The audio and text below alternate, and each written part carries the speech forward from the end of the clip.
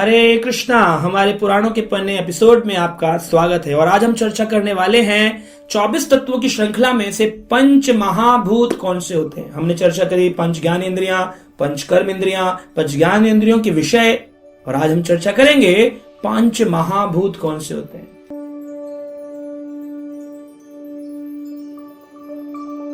महाभूत सुनकर लगता है कि भूत की बात होने वाली, भूत की बात नहीं है। महाभूत हैं जिससे हमारा ये स्थूल शरीर पूर्ण रूप से बना है।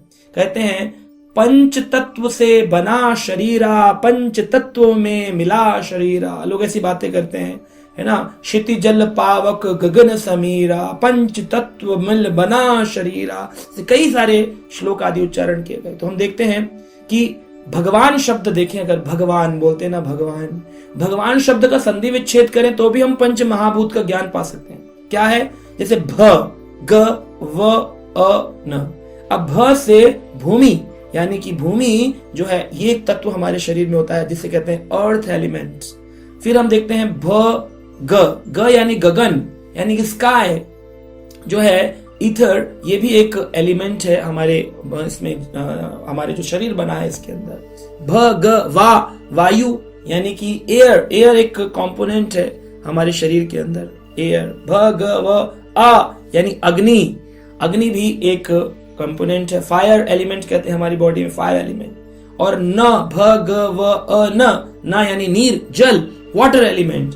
तो जब कभी कभी कुंडली बनती, किसी का जन्म होता है, आदमी पूछता है आपके अंदर कौन सा एलिमेंट ज्यादा है, तो लोग बोलते हैं मैं एयर एलिमेंट ज्यादा है, मुझ में फायर एलिमेंट ज्यादा है, मुझ में अर्थ एलिमेंट ज्यादा है। ऐसे एलिमेंट्स भी होते हैं।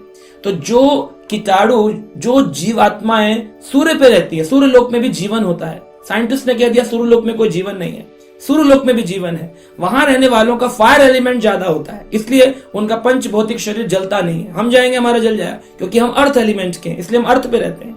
जो मछली है पानी में रहती है, उसका कौन सा एलिमेंट ज्यादा है? उसमें वाटर एलिमेंट ज्यादा है, इसलिए वो जल के अंदर आराम से अपना जीवन जी सकती है। लेकिन हम पानी में जाएंगे तो कुछ काल बाद हम डूब जाएंगे, थक जाएंगे।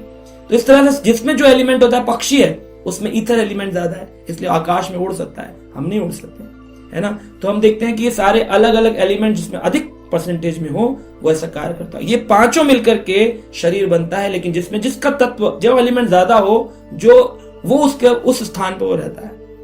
तो हमने ये देखा कि पंच चेत तत्व है। अब शरीर जब छूटता है किसी का, कहते हैं ना मृत हो गया, शरीर छूट गया, तो ये जो पंच महाभूत हैं, पांच जिसकी हमने चर्चा करी, पंच तत्व, ये पंच तत्व से जो शरीर बना है स्थूल, जो दिखाई देता है सुंदर, ये छूट जाता है, डेड बॉडी हो जाती है।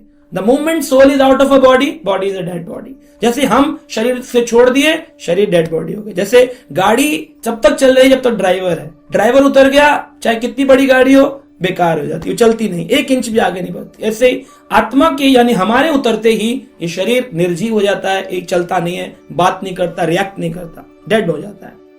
तो अब हम देखेंगे जो पंच तत्व, जब इसे क्रिमिनेट किया जाता है, जलाया जाता है, या इसको शमशान आदि में ले जाते हैं, या फिर किसी भी धर्म के लोग हों अपने अपने तरीके से उसका क्रिमिनेशन करते हैं। जैसे भारत के सनातन धर्मी उसको अग्नि संस्कार से, कुछ लोग उसको जमीन में डाल करके, कुछ लोग उसको ग्रेव यार्ड में ले जा करके, कुछ लोग चील कौओं को खिला करके, जिस भी तरीके से करें, इसका अंत तो यही है कि वो कृमि कीट भस्म, ये शरीर का अंत होगा कृमि बन करके, कीट बन करके, या फिर विट बन करके, या फिर भस्म बन करके। जल जाएगा तो राख बन जाएगी। अगर चील कौओं को खिला दिया गया तो कोई उसको खा लेगा, उसके बाद में विट यानी मल बन जाएगा उस जानवर का। अगर इसको दफना दिया गया तो कीट बन जाएगा, यानी कृमि, कीड़े बन जाएंगे। उसमें बहुत सारे कीड़े पड़ जाते हैं, शरीर के खाली ढांचे निकलते हैं, अंदर से शरीर के जो स्किन आदि है इस पंच भौतिक शरीर को खा जाते हैं कीड़े, और कीड़े में बदल जाते हैं। तो कृमि, कीट, विट, भस्म, यही इसका अंतिम गंतव्य है। आखिरी इसका उपभोक्ता शरीर का यही है। तो जब शरीर को जलाया जाता है तो अग्नि के तत्व अग्नि में प्रवेश कर जाते हैं, और हवा के तत्व हवा में चले जाते हैं, और वही रखी हुई राख जब विसर्जन की जाती है जल आदि में, तो जल के तत्व जल में चले जाते हैं, और जो पृथ्वी के तत्व होते हैं वो पृथ्वी में चले जाते हैं। तो और जो भूमि के तत्व भूमि में, गगन के तत्व गगन में, नीर के तत्व नीर में, अग्नि के तत्व अग्नि में, वायु के तत्व वायु में मिल जाते हैं। इसीलिए कहते हैं पंच तत्व से बना शरीरा, पंच तत्व में मिला शरीरा। लेकिन हम जो है आत्मा, ये कभी नहीं मरती है। ये हमेशा शाश्वत काल तक रहती है। तो ये 24 तत्व हमने पढ़े, 5 ज्ञानेंद्रियां, 5 विषय इंद्रियां, 5 कर्म ज्ञानेंद्रियों के विषय, और साथ में पढ़ा हमने पंच महाभूत। अब ये हो गए 20, लेकिन 24 में 4 है सूक्ष्म तत्व, जिनकी चर्चा हम आने वाले एपिसोड में करेंगे। तब तक के लिए हरे कृष्णा।